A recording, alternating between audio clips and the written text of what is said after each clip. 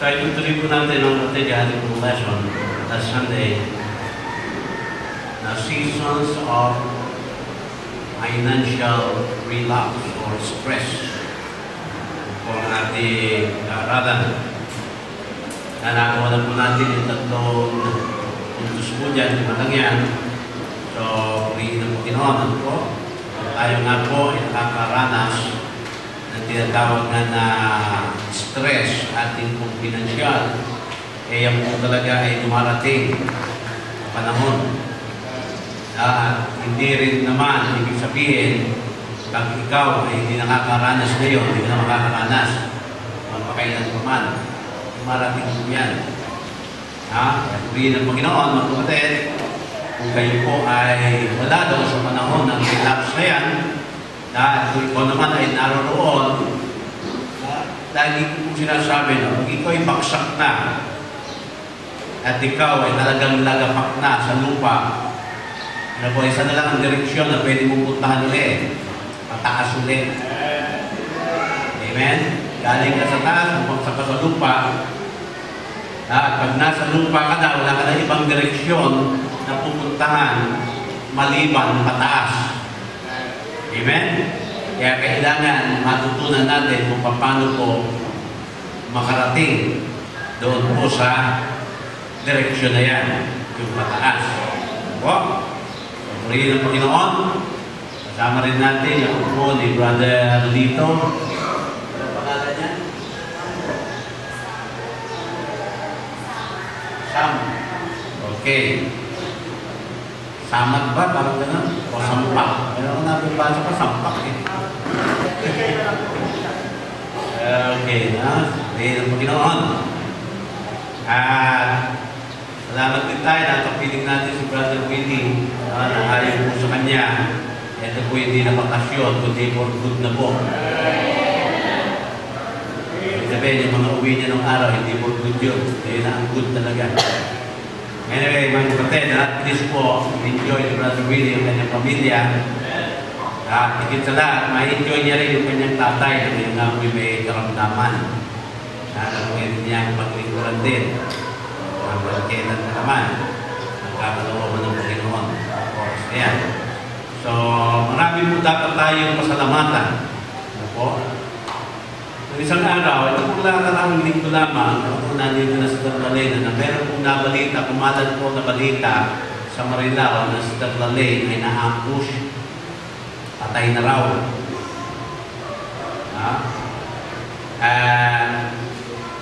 Dami na nagtatawagan sa kanya, nataw naman, nandoon siya sa Bataan, sa mga kasama. Dead spot, so wala kang makakontak. Mag-iiyakan na rin mga pulis ng Tamaria, pulis ng Marilao. Ano po, hanggang nag-post siya sa Facebook na sabi niya, buhay na buhay daw siya. Purihin ng Panginoon, ano po?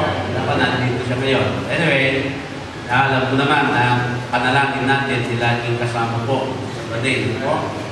So, purihin ng Panginoon. Kaya, nagtagal pa natin na panalangin. Okay, tayo po natin tumayo. Tumayo po tayo. Okay, mga kapatid, lahat ba tayo may Bible? Taas mo nga yung Bible. Nakahiya, walang dala na, lalo na kung member. Kung bisita po kayo, okay lang, wala kayong Bible kasi bisita. Masama, member kayo, wala kayong Bible. Amen? Lagi niyo pong dadalhin ang inyong Bible.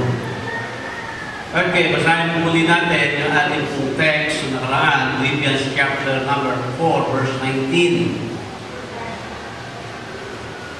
Philippians 4:19.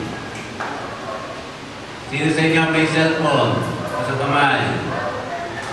Sino sa inyo ang dala ang cellphone?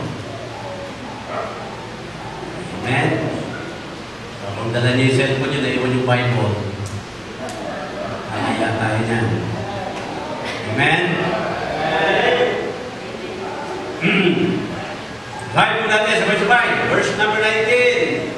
Okay, nandiyan na kayo? Ready, read.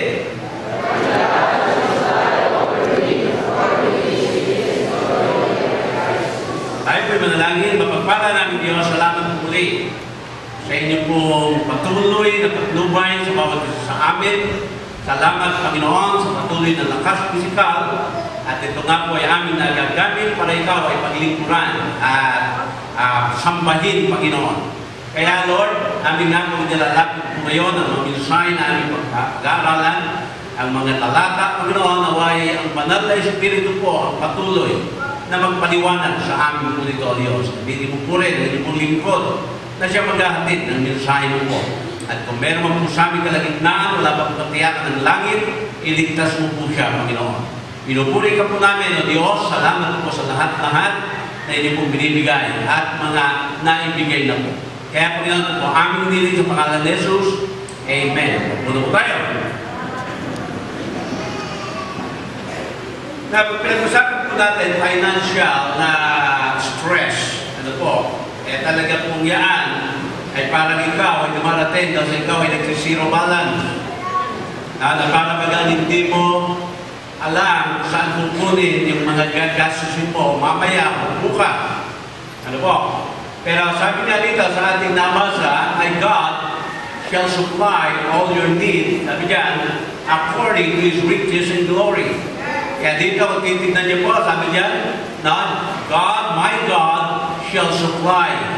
Yung nga lang, kung ating po inuunaway, mahigit, kung talatang ito, ito kung talata na ito ay hindi mo ipinangako sa lahat ng tao. Amen? Sa mga tao lamang na ang kanyang Diyos ay ang ating Panginoon. Kaya sabi yan, my God shall supply all your need. So kung ikaw ay ligtas, inilagay mo ang iyong paaleta, yung iyong tiwala na sa ating Panginoon, ay nakakasiguro ka po na ang Panginoon ang siyang mag-supply ng iyong kailangan. At kailanman hindi ka makakaranas na tinatawagan na financial stress. Bakit po? Pangako ka dito, He will supply. Amen? Kung lahat ng ating pangangailangan yung supply ng Diyos, paano ba tayo makakaranas ng financial stress? O maaari sabi mo, Pastor, bakit ako? Nagtiwala naman sa Diyos, pero stress pa rin ako financially. Dito nga, ang ating mo pinag-aaralan, para ikaw ay hindi makaranas ng financial stress, meron kang 5 principles na dapat maunawaan. 5 principles na dapat iyong ipamuhay. Yan po. Ito po ang 5 principles na kailangan ito ang iyong pagkahawakan o hahawakan sa buhay mo sa mundong ito. Amen? Yung ating mga bintana dito mga kapatid, pinakwenta yan, at yung pinakamura ng quotation, mabot siya ng 165,000. At yan po 17 butas mga kapatid, na ating pong dinivide, mapatakbo na bawat isang butas ay 9,170. To be exact po, na 9,166 o 67. Yun po. Round off na lang, naging 9,170. Kaya sabi ko, Lord, kung meron po magbibigay na tagi-tagisang tao dyan, abay 18 tao lang kailangan ko. Amen? At kung kakalahati na naman, di 36 na tao lang. Nakatagwa 1/4 naman, ay kapatid, yan po ay bali 16, mga 96 na tao lang. Na halos 2,600. Naging ng gano'n. Sa gano'n pa man, mga kapatid, sabi ng Panginoon, my God shall supply. Amen? All our need. At kung yung personal natin mong pangangailangan, isinusupply ng Panginoon, pangangailangan pa kaya sa kanyang gawain? Amen? Halimbawa ngayon, para bagat wala siyang bintana. So okay lang. Although may bintana, wala nang salamin. Diba? Sabi nga, may need Sa kayo, parang hindi mo natin kailangan yung salamin. Bakit po? Mas gusto nga natin, walang ganyan, walang salamin, tuloy-tuloy ang pasok ng hangin paano mo landag-ulan na? So yung salamin, magiging need na siya. Kaya ating prayer, sabi ko, Lord, Alam ko po, ibibigay mo yan bago magtagulan. Yan ang pangako mo. Di ba? At ako'y naniniwala, mga kapatid, ang Bible Baptist Church ng Marilao ay simbahan ng Panginoon. Sabi niya, my church, then I will supply the need of my church. Ganun din, mga kapatid. Now, my child, then I will supply the need of my child. Yan ang sabi. My God shall supply all our need. Amen? Kaya, ano po yung unang principle na ating dapat aralan last Sunday? Number one principle na kapatid, na dapat natin pong maipamuhay kung talagang gusto natin hindi makaranas po ng tinatawag na financial stress. Ano? Principle number one, ito po, I ask His help. Kailangan hingin natin ang tulong ng ating Panginoon. Amen? Sa madaling sabi, para ikaw'y tulungan, kailangan mo lang ikaw ay humingi ng tulong. Mahirap kung tumulong sa taong ayaw magpatulong at sa taong hindi naman humingi ng tulong. Baka mapasama ka pa, mga kapatid. Natutulungan mo na alam mong hirap nung tinulungan mo. Sabi, ba't ka lalo nito? Hindi mo na hinihingi tulong mo napaya ka pa. Diba? Kaya dito sinasabi, mga kapatid, dito sa atin, na kung kailangan natin talaga hindi na makaranas ng tinatawag na financial stress, then let us all ask the Lord to help us. Tulungan o tulong ng ating Panginoon. Sabi ko nga po sa inyo, noong nakaraan, mga kapatid, before you pay for it, you pray for it first. Bago mo bayaran, analagin mo muna. Diba? Dahil nga mga kapatid, minsan tayo may mga hawak ng mga credit card, wala po, nabibili na bago pa mapanalangin Amen? Para mga pag tayo meron po mga hawak na ganyan at hindi natin alam kung paano gamitin ng tama para hindi mo na kailangan manampalataya pa sa Diyos sa iyong mga kailangan. Bakit? Ikakaskas mo lang Amen? So, hindi po masama, magkaroon po niyan. Baka sabi nyo, ayaw ni pastor niyan. Hindi po. Basta yan ay kaya at alam mong gamitin, okay lang. Tama po ba? Kaya mga kapatid, ang pinapakita po sa atin dito, na imbes doon po tayo tumingin o mag-abang ng tulong sa mga nakikita natin. Ay kapatid, ang sinasabi po ng Panginoon, humingi kayo sa akin. James chapter 4 verse number 2. You have not because you ask not. Amen? Ano ba sinabi niya? You have not asked anything in my name. Sabi niya, kapag ikaw yung humingi sa aking pangalan, ibibigay ko sa iyo yan para ang iyong buhay ay mapuspos ng kagalakan. Hindi ba pag ang iyong mga hinihingi ay pinagkakaloob sa iyo, ang nagiging resulta niya, kagalakan? Ano po? Kaya, yan po ang dapat natin matutunan. Principle number 1. Principle number 2, mga kapatid, ito po. We must learn to be content. We must learn to be content. Di ba? Ano yung if I learn to be content? Ano po yun, nagaman din yun na kopya. Sabi, dito po siya sabi dito, mga kapatid. Gusto mong makuha yung principle, then learn to be content. Diba? Kasi sabi nga na mga kapatid, God is much more interested in our character than in our comfort. Character po, tinitignan ng ating Panginoon. Kaya sabi dyan sa ating mga election natin nakaraan, contentment is not having financial goal. Hindi po yun Yung contentment is not having an ambition. Contentment means my happiness doesn't depend on circumstances. Amen? Hindi po nakadepende sa circumstances yung tinatawag mong contentment. Kasi yung mga iba, kontento ako, bakit? Lahat ng mga ngailangan ko nasa akin paano mo malayo? Amen?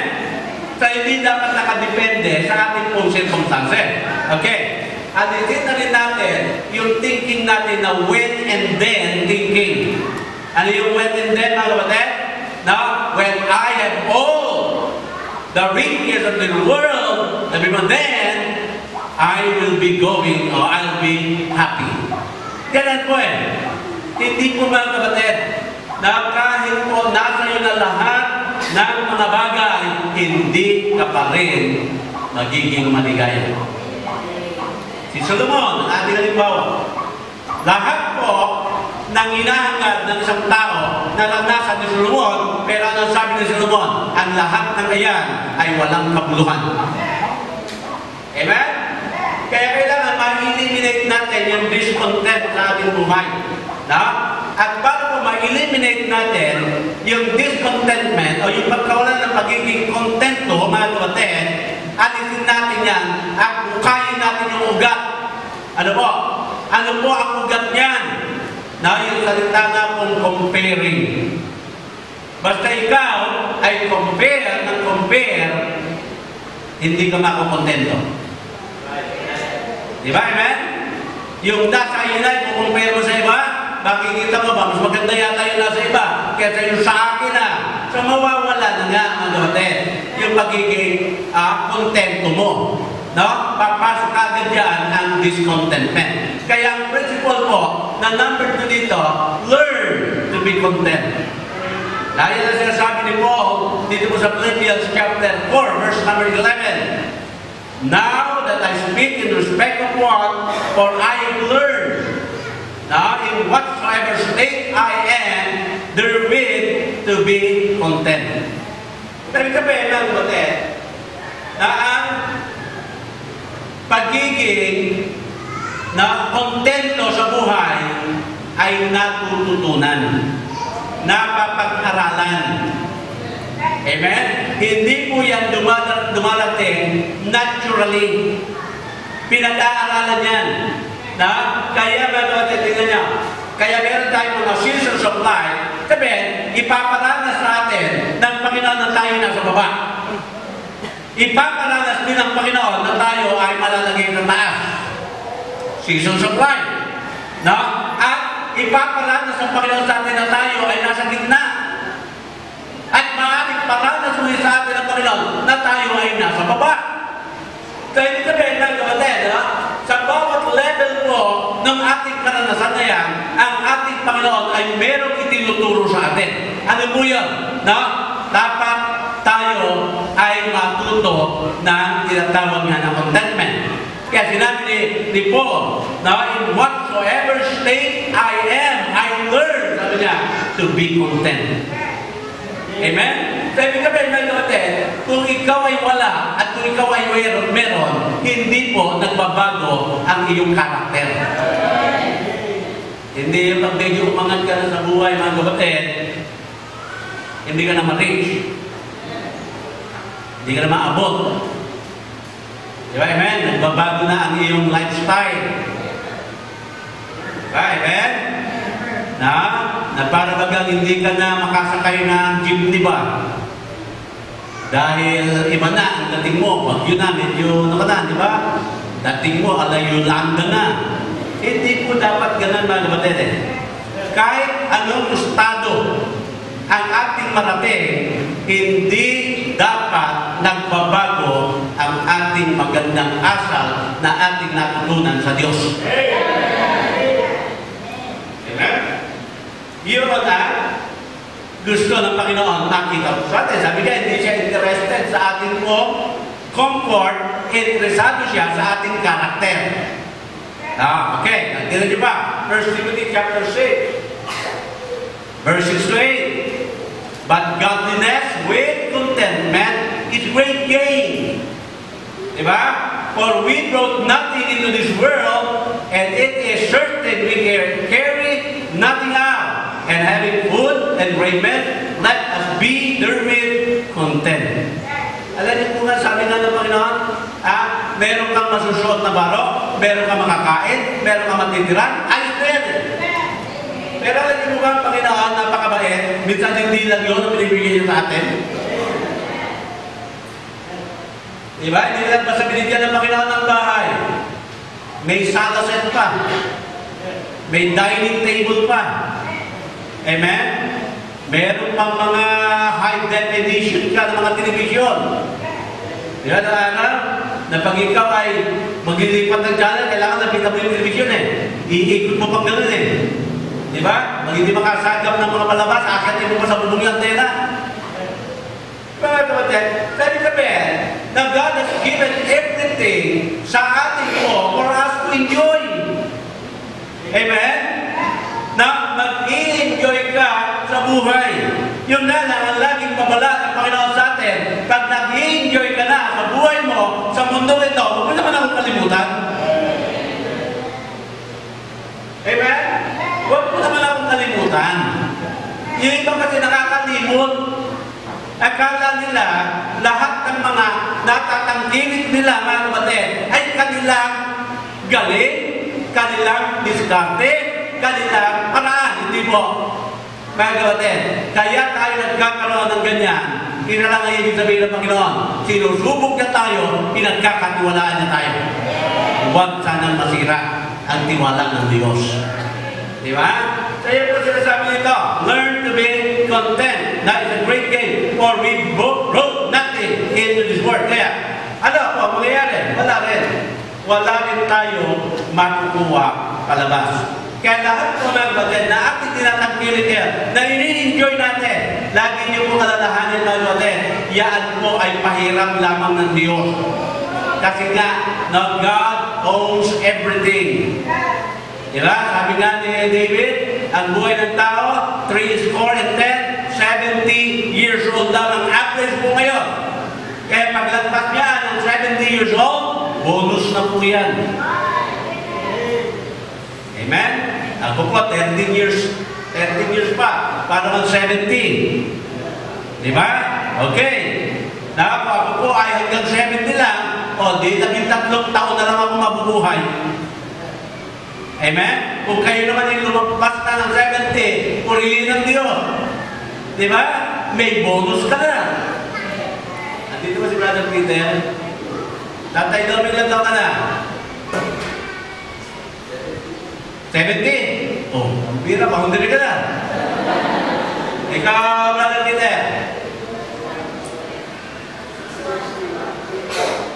61? Siyam na lang. Yung isa, boundary na. Ikaw, siyam na lang. Kasi ba mga kapatid?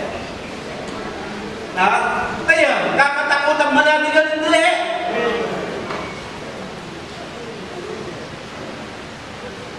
Pira mga kapatid, 70 years na nabuhay ka sa mundong ito. Hindi ba ilaan mo ay napakagandang regalo na ng Diyos?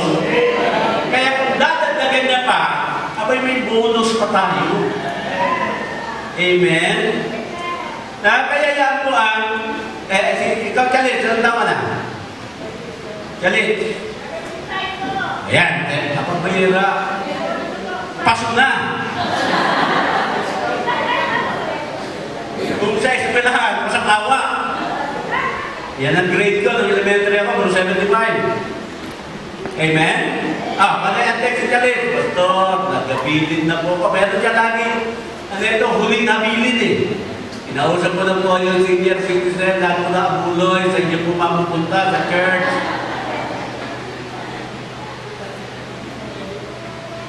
Nabilinan ko na po si ganito, si ganyan, si ganyan, si ganyan. Dami na rin nabibilinan eh. Lagi ko, sabi niya, ang edad niya, 71 years old, 75 na ngayon. Parang, karnal lang sabihin, parang nakakainip ba? Hindi po, biro lang yun, yan ang buhay, di ba? Kaya mga kapatid dito, huwag kayong masyadong ma-inlove sa material na bagay. Kasi pag na-inlove ka sa material na bagay, mga kapatid, ang nawala sa iyo, nakupaloloko ka. Diba, mga kapatid? Yung ating kung sinasabi, matatag yan, mga kapatid, isang Yolanda lang yan. Ang Amerika, mga kapatid, nakilala sila sa World Trading. Ano po? Yung kita nilang ng Twin Tower. yung World Trade nila, mga kapatid. Na yan po ay naglalarawan, mga kapatid, ng katatagan ng material sa buong mundo. O ano, dalawang aeroplano lang, baksak eh. Amen? Yung sinasabi natin, superpower, wala na eh. Nang iba, American Dream, sabi makapunta ako sa Amerika, naku, yayaman ako. Ano po yung mga nando daw sa Amerikano, naghihirap eh. Amen? Kaya pangalan na natin ngayon, maging Koreano na eh. Dati Amerikano, yung Koreano na. Diba? Amen? Oh. Sabi kami, hindi po yun ang kapatagan. Kaya sinasabi dito ng ating Panginoon, mga kapatid, ano? Ikaw ay matutong makontento. Now learn to be content. Bakit? No? Because things do not last. Diba? No? Hindi po, mga kapatid, nagtatagal ang mga bagay. Ano, mga kapatid? Ang naglalast. No? Alam niyo ba kung ano yung tumatagal dapat? Yung karakter natin. Amen? Kaya sinasabi ko nga sa inyo, mas interesado ang Panginoon sa ating karakter kesa po sa ating comfort. Diba? Kaya yung second condition of God to meet our needs, yan, yung pong ating pong tinatawag na attitude natin sa pera. Mga kapatid, lahat po tayo nangangailangan ng pera. Amen? Kaya lagi ko sinasabi sa iyo, tatlo lang ang problema ng tao sa kanyang buhay. Number one, pera. Hindi niyo ba problema pera? Ang pera po, meron kanyang problema. Pag wala kanyang problema din. Di ba? Pangalawa, kwarta. Pangatlo, salapi. Pang-apat, dakong. Kaya sabi ng mga tao, pag nagkaroon ako ng pera, masaya na ako. Di ba? Sabi ni Andrew Carnegie, millionaires seldom smile. Millionaire pa ba? Hindi marunong ngiti. Amen? Not unless, sabi ni Carnegie na yan, ano? They know the Lord. Eh, yung mga milyonary natin dito, magagaling ngiti. Esta rin, bigla sa may mano. Di ba, amen? Oo. Kaya, yan po na. Sa pangatlo na tayo, ito. If I practice giving in faith, that the Lord, mga kapatid, will supply all your need, na hindi ka makakaranas, mga kapatid, na tinatawag ng financial stress, kung ikaw ay magpa-practice na magbigay sa pananampalataya o sa pamamagitan ng iyong pananampalataya. Sabi nila sa 2 Corinthians chapter 9, verse 6 and 7, He that soweth sparingly shall also reap sparingly. And he which soweth bountifully shall also reap bountifully. Every man according as he purposeth in his heart, so let him give not grudgingly or of necessity, for God loveth a cheerful giver. Ano po ang sinasabi dito sa atin? Kung ikaw ay magbibigay at ikaw ay napipilitan lamang magbigay, huwag ka nang magbigay. Amen? Alam niyo, ang tawag doon sa napilitan magbigay, na hold up. Di ba yung hold up ito, tas naman, pero mo, o ibibigay niya. Na cheerful giver ba yun? Hindi po, na hold up yun. Di ba? O. Sabi kami, ay batila, no? Kung ikaw napilitan lamang magbigay, huwag ka nang magbigay. Kasi hindi rin po mabibilang ng Panginoon eh. Ha? Halimbawa, bira, nagparinig na naman si Pastor, isang bintana daw, makapagbigay na, aaya na. Di ba? Huwag na natin gano'n mga batid. Dahil hindi mo malalagay yung bintana, oo, pero wala kong bilang sa Panginoon. Diba? Sabi dito, according as higay na siya ay maligayang nagbigay. Yan po ang binibilang ng ating Panginoon. Diba? Hindi po ng Panginoon ang iyong puso, nagbigay ka. Yan po ang tamang attitude po sa pagbibigay. Kasi ang sabi dito ng Panginoon, yung kanya pong principle, kung ano ang iyong itinanim, yan ang iyong aanihin. Diba? Yung pong principle of sowing and reaping. At ito po ako ay nag-a-apply sa lahat ng area ng ating buhay, hindi lamang sa financial. Hindi lamang sa financial. Ay, kapatid, gumawa ka ng masama sa kapwa mo, aani ka. Na masasama din sa iyong kapwa. Amen? Minsan sabi natin, pagbirang ating gobyerno, napakakurak ng gobyerno natin. Galit na galit tayo sa ating gobyerno. Napakakurak, baka magdanakaw. Ang tanong, baka naman inaani lang natin. Kasi minsan tayo magnanakaw din. Amen? Minsan tayo kurak din. Amen?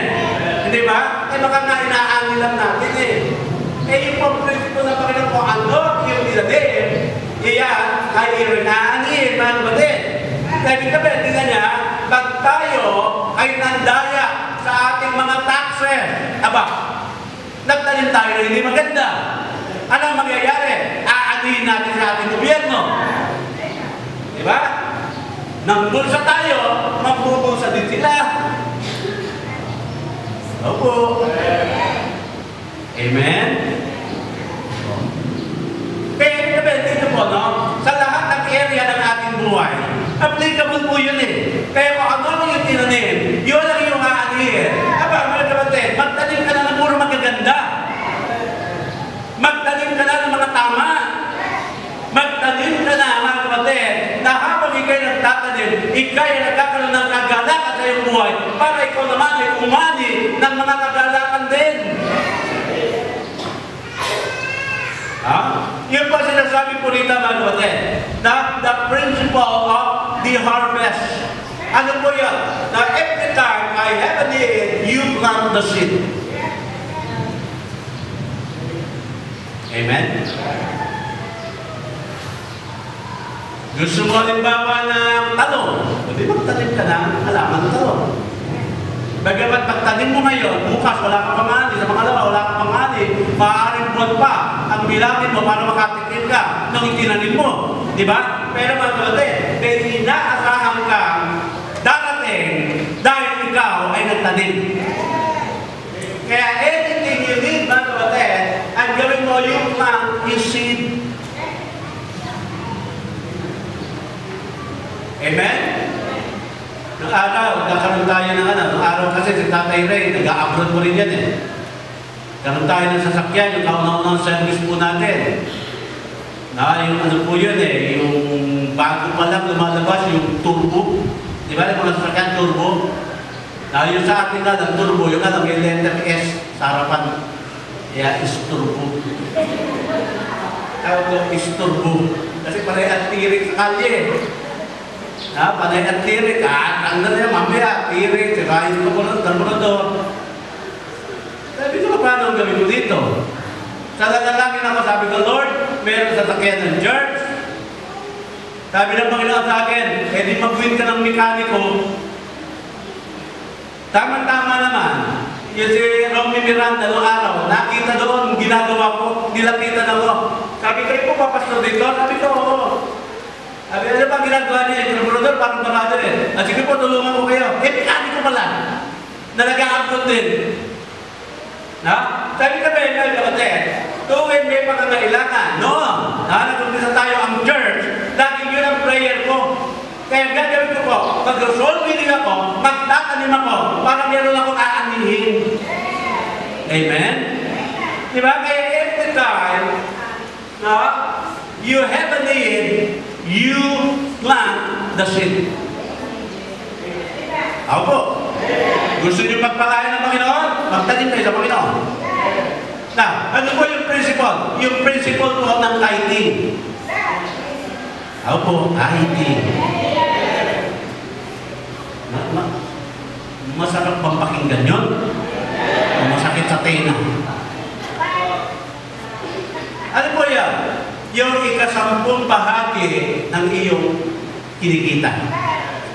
Ng iyong pagpapala. Kanina yan, sabi ng Panginoon, bigay niyo sa akin yan. Alam niyo, minsan sabi niya, ba't bibigay ako pira? Ang tanong, Buti nga, 10 bahagi lang ang kanyang hinihingi. Paano kung 50 bahagi ang kanyang hinihingi? Paano kung 60% or 80% na sabihin ng Panginoon? 90% akin, 10% lamang mo sa inyo. Na hindi niya ginawa, sabi niya gano'n, 10%. Yung tithe lang. Pero mga kapatid, sa totoo lang, hindi naman kailangan ng Diyos ang pera natin eh. Amen? Na? Ang tinitignan ng Panginoon, kung paano mo ibabalik sa Kanya yung 10%, ang tinitignan niya yung ating puso. Ang tinitignan niya yung ikaw mismo. Kaya nga tayo po mga kapatid, pag nagbalik ng 10% sa ating Panginoon, ang tawag sa atin, obedient Christian. Pero sinunod natin yung sinasabi ng Panginoon na ating gagawin. Amen? Kaya habang binibigay mo po yan, binabalik, yan din nalagsa, pag tinanggil yan, nakikita ng Panginoon ang iyong puso. Kaya pinaka-act of giving pa lang natin ay yung mga naiwan sa atin na 90% na doon tayo kukuha at doon tayo magbibigay sa ating Panginoon yun. Kaya tawag ng Panginoon sa atin dyan, cheerful giver. Opo. Every time I have a need, you plant the seed. Ano naman ang sabi ng Panginoon? Doon sa kasunod nga, na my God shall supply, dito pa rin, sa 1 Corinthians natin, na He that soweth bountifully, verse number 8. Verse 8, hindi po and God is able, hindi po, to make all grace abound toward you. Amen? Ibig sabihin, mga kapatid, na pag na-meet lahat ng ating mga kailangan sa mundong ito, ang tawag po diyang biyaya. Pag at ito nyo, natanongin natin ang ating sarili. Tayo ba kailangan talagang i-bless ng Panginoon sa ating mga ugali? Do we really deserve that God will bless us? Hindi. Kaya nga pag ikaw'y nagkakaroon ng blessing, ang tawag diyan, grace. Biyaya. Kaya sabi, God is able to make all grace abound. Ano dyan? Toward you. Amen? Now, that He always having all sufficiency in all things may abound to every good work. Amen? Kaya yung akin po, tinatangkilin kayo, biyaya po yan. Amen? Biyaya po mga kapatid. Okay. Number 4. Principle. Para hindi na ako makakaranas ng financial stress kung if I will maintain my integrity. Alam niyo po, pag ikaw'y nangangailangan, ang tendency, pag meron kang maigpit na pangangailangan, mandaya kayo. Tawa niyo po? Pag meron kang talaga maigpit na pangangailangan, mandaraya ka. Kaya sabi dito sa Proverbs chapter 16 verse 11, a just weight and balance of the Lord. Ano sinasabi mo rito? Yung tamang timbang sa Panginoon yan eh. All the ways of the bad are His work. Yan ang sinasabi. Lagi kami, kapatid, kung yung ating timbangan hindi gusto, kulang na rin sa buhit, hindi sa Panginoon yan eh. Diba? Pag meron kang may speak na pangailangan, ang gagawin mo, mandaraya ka eh. Yung iyong palay na buriki. Yung iyong bigas kulang sa timbang. Diba? Yung asukal na ititinda, hindi naman talaga gusto. Bakit po? Na para mas malaki ang maging tubo dahil malaki ang mga kailangan. Sa sinasabi dito mga kapatid, pag ikaw ay nakakaranas ng financial stress, you always maintain your integrity. Huwag ka mandaya. Amen? Huwag kang mandaraya mga kapatid. No? Huwag mga kapatid, kung ikaw ay nasa accounting, o ikaw ay sa accountant, o ano man, no? Yung 100, huwag mo nang dagdagan ng 0 pa para maging 1,000. Huwag kang magpapag, mga kapatid, yung mga pating, yung gagawa ka expenses, no? 100 lang, inilagyan mo na isa pag 0. O di may kickback ka na kaagad na 900. Asa na integridad yan? Opo. Sa ibig sabihin, mga kapatid, oo nga, may pera ka, oo nga, nakaangat ka sa buhay, pero ano, mandaraya ka naman?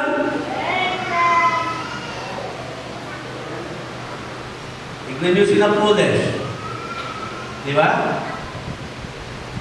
Noong araw, di ba, pag nagugulat yung mga tao, ay putris. Hindi po, ay napulis. Pag naluluwak ba? Kaya ba? Kaya sirasrat ang kasada nito. Kasi yung bida, binursa na kung sino-sino. Kaya matapos-tapos yung tulay na ito. Di ba mga kapatid? May mga perang tao, pero nawala ang integridad. Amen? Amen? Na ang tawag yan, madaling nasisilang sa yaman. Ako po. Na i-maintain natin na bakit po ito ay napakahalagang principle when you are going through a season of financial stress. Alam niyo ba, temptation, ayan po, sunod-sunod po yan. At alam niyo po, mga kapatid, kung ano ang temptation, pag ikaw ay nakakaranas ng financial stress, ang temptation niya ay hindi ka magiging honest. Ako. You become dishonest. Diba? Gagawa ka ng pera. Magmamagic-magic ka. Nalala ko ng araw. Pero kung mga adult na mga naging member ang Malate, kay Pastor Belmonte.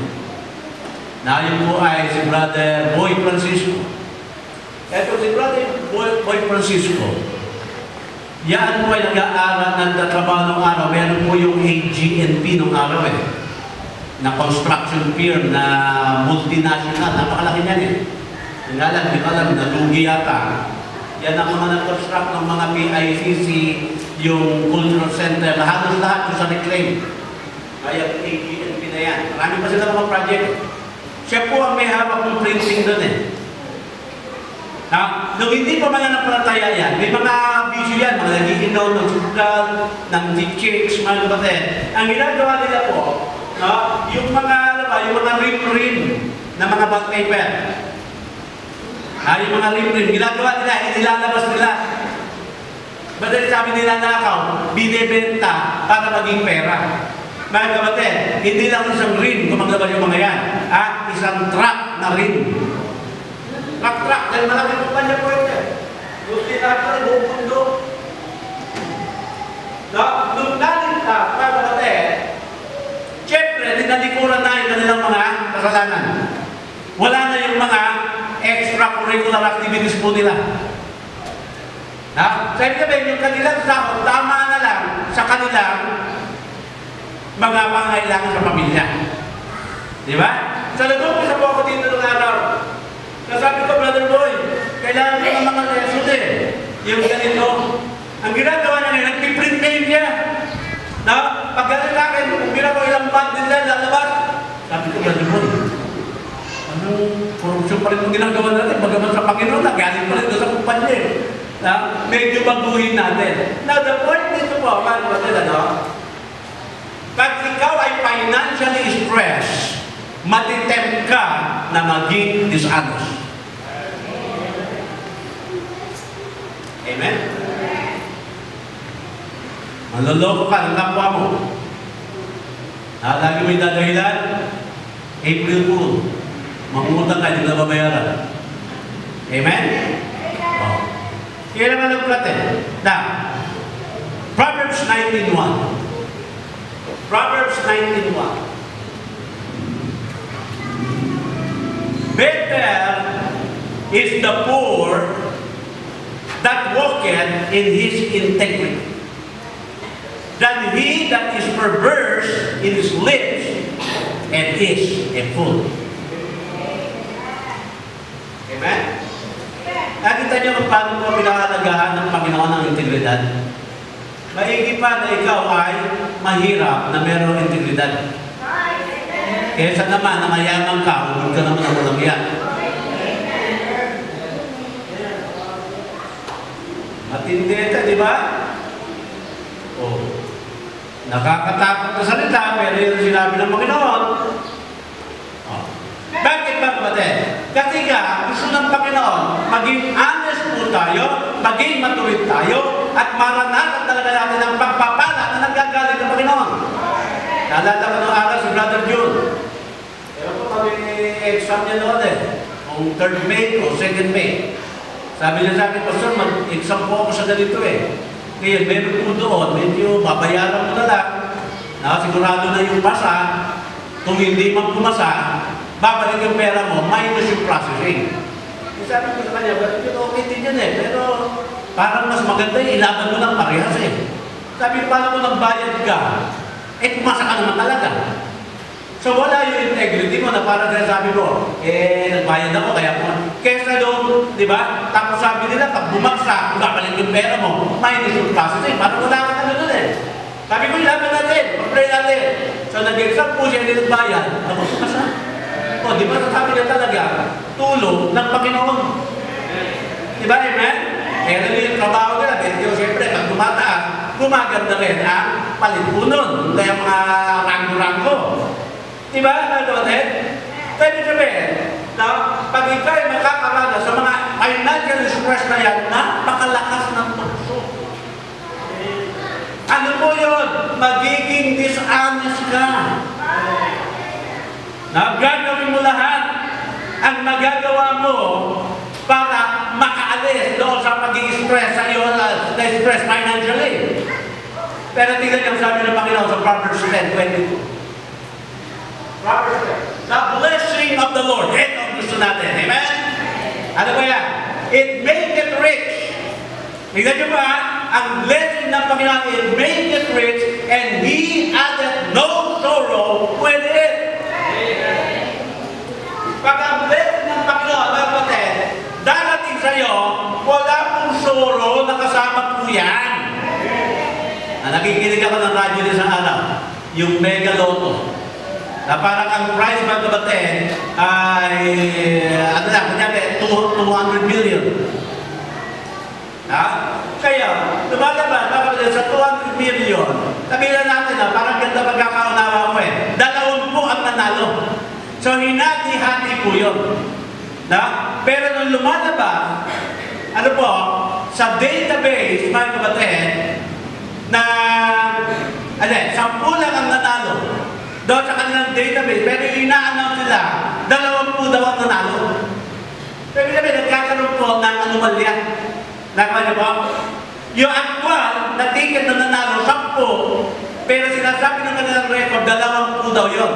Sabi ka yung 200, imbes na i-divide lamang ng 10, yun po'y nati-divide ng 20. Sabi ka yung 10 na nanalo, na goes, napupunta kung kanino yan.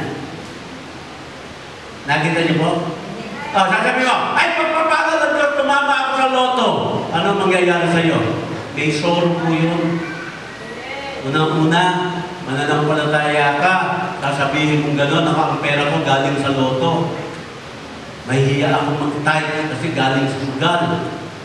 Ganito, ganyan. Isa pa, ano po, hahantingin ka na ngayon ng mga kidnapper, ng mga snatcher, ng mga magnanakaw. Di ba, amen? Ano pa, biglang dadami kamag-anak mo. Nakikay, mga kapatid, nalaman na ngayon sa loto. Maniwala ka sa akin. Darami ang iyong kamag-anak. Mula apari hanggang ulo. Amen? Amen? Sabi ko, mga kapatid, ano po? Whatever you reap, you are eventually going, ano po? To sow. Diba? What you sow, what you reap. What you reap, yun ang iyong tinanim. Amen? Amen? Gusto mo ma-supplyan ng Panginoon? Una, you ask Him. Pangalawa, learn to be content. Pangatlo, mga kapatid, you give in faith or by faith. Diba? Pang-apat, mga kapatid, ano po yan? Maintain your integrity. Pang-lima, no? Trust Him with your life. If you trust God with your life, sabi nga daw sa Matthew chapter 6 verse 33, it's 60 verse, the kingdom of God and His righteousness, and all these things shall be added unto you. Now listen, ito po. Bakit ang kaluluwa mo, pinagkatiwala mo sa Panginoon, na naniwala ka na yung makasalanan na ikaw, matapos na nagsuko ng buhay kay Kristo, ay binigyan ng katiyakan na pag ika'y namatay, sa langit ka pupunta. Tapos ngayon, na meron kang pangangailangang pinansyal, ay parang ikaw ay nagdududa sa mga pangako ng Panginoon. Ano ba mas mahalaga? Yung kaluluwa mo o yung material o pinansyal na pangangailangan mo? Diba? At tinanong mo yan pag ikaw po ay namatay, saan ka pupunta? Sa langit. Bakit? Nagtiwala ako kay Kristo sa kanyang pangako. Diba? Napakagandang sagot. Ba't ka malungkot? Ba't ka malungkot? May babayaran ako eh. Ba't ka malungkot? May pangangailangan ako eh. Kaya na ba ito, mga kapatid? Sabi sabihin, kung yung kaluluwa mo, pinagkatiwala mo sa Diyos, ipagkatiwala mo sa Diyos sa pangangailangan mo.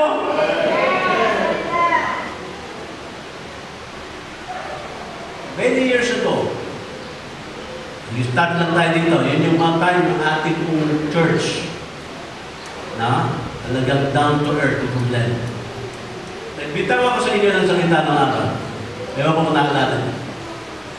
Sabi ko gano'n, ito ang pangako ko sa inyo.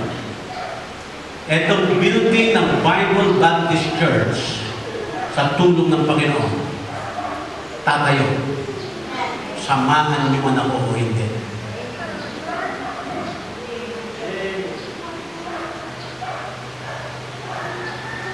Kasi nung araw, marami mo natanong.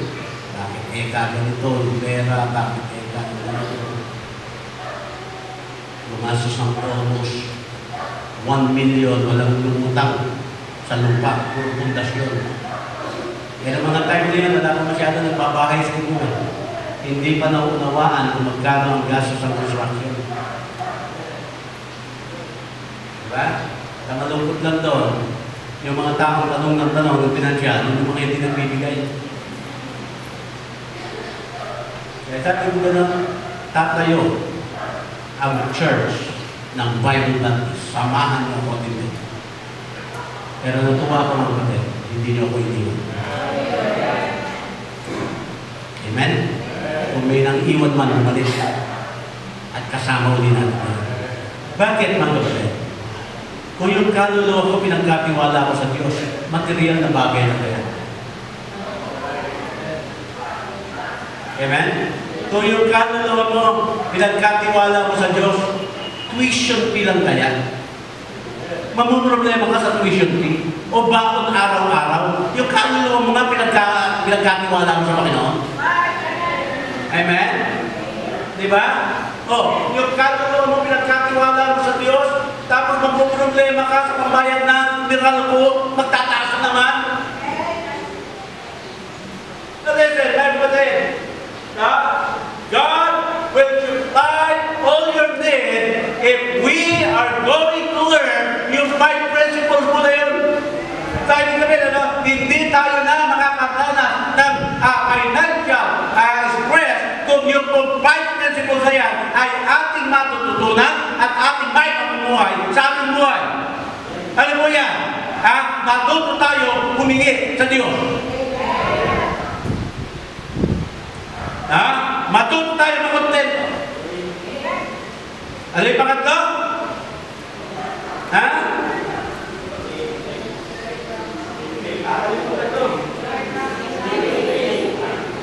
Give by faith. Malakat, maintain your integrity. Panglima.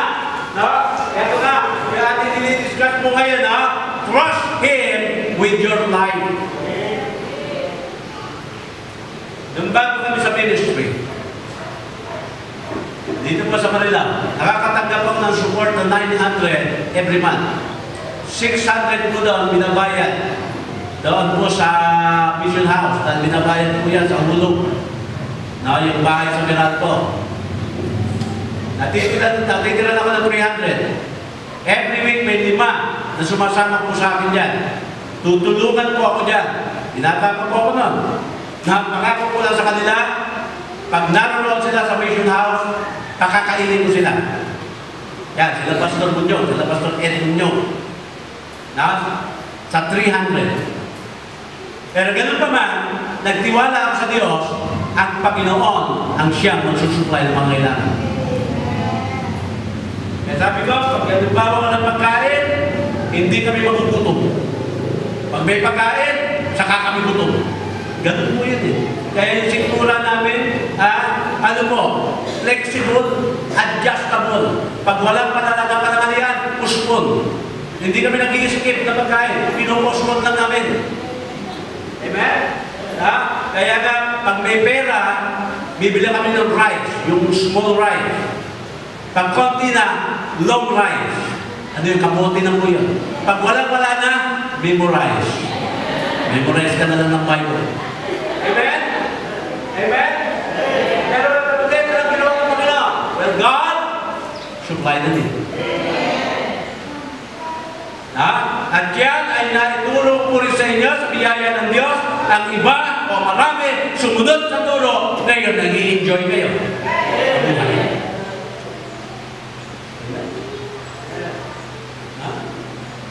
Kaya yung mga milyonaryong nakakilala sa Panginoon, magagaling ng bumiti. Well, pigil pa sila gigit eh. Halata ako ng milyonaryo. Nandiyan si Don Teddy.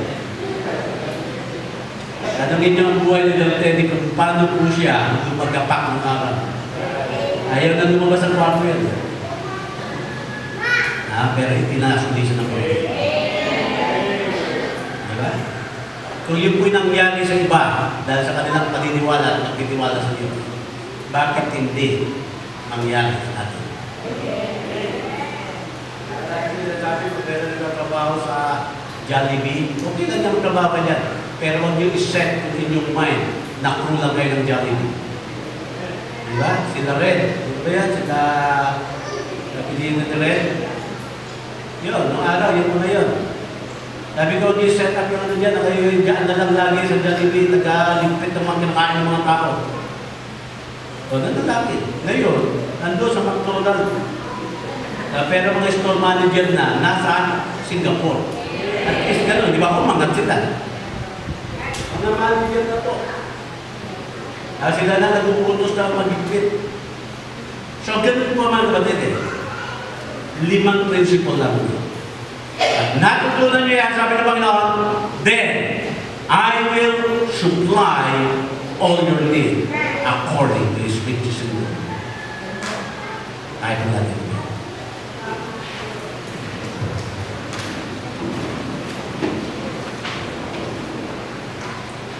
Ay po'y manalangin.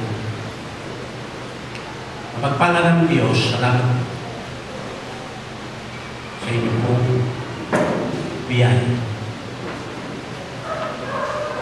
Alam namin, Panginoon, kaya po kami nag-enjoy ng aming buhay ngayon because of your grace, because of your love.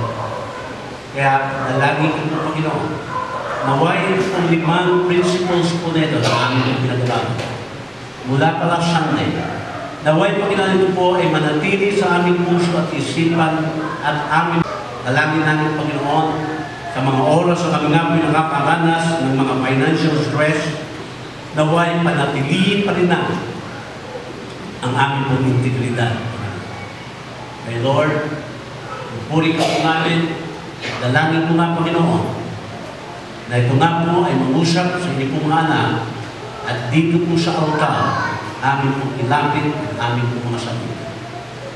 Kahit meron nga pong nakakaaranan ng mga financial stress ang mga oras na ito. Lord, naway ito na po ang maging sagot sa kanila pong mga katanungan. Kaya Panginoon, dahil po panyaya, ito Panginoon, kung nga po ay aming inilig, alam ni Jesus, na kung natin kayo mga kapatid, mayroon ba ang mensahe, Panginoon sa iyo ngayon? Hindi ka rin sa ako.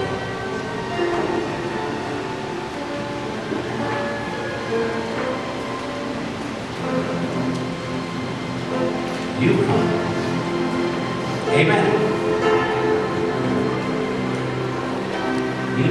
Ready na po kayo dito sa harap. You always remember, meron pong seasons of life. Seasons of life.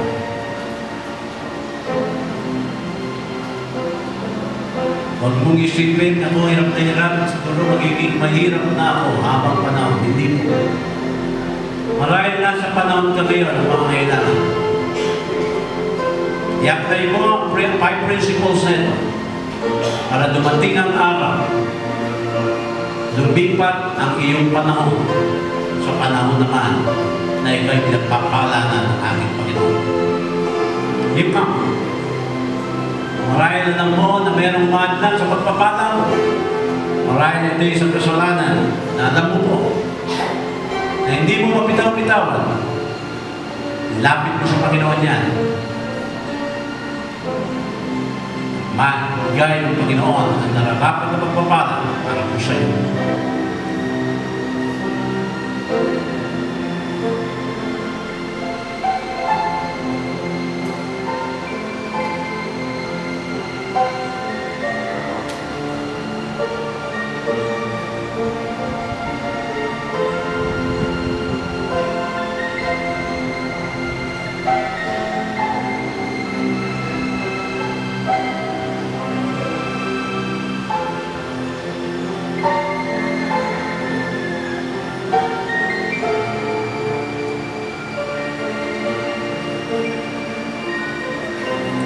Pagpalanan ng Diyos, salamat po muli.